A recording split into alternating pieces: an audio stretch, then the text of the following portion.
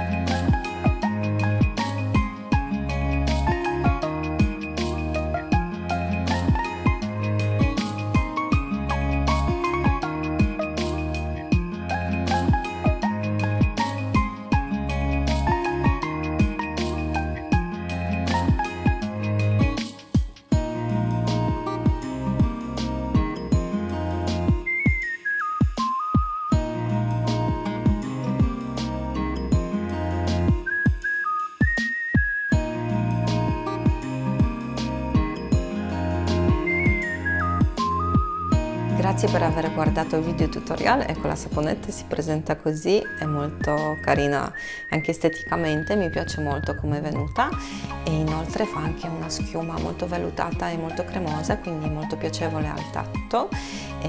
Questo sapone ha proprietà purificanti, disinfettanti, antibatteriche e lenitive, quindi in realtà va bene per tutti i tipi di pelle. Quindi magari scrivetemi qua sotto nei commenti cosa pensate della ricetta, se magari la fate mi farebbe molto piacere. Mi trovate anche su canali social come Facebook, Instagram, lascio sempre qua sotto il link in descrizione e noi ci vediamo al prossimo video. Grazie!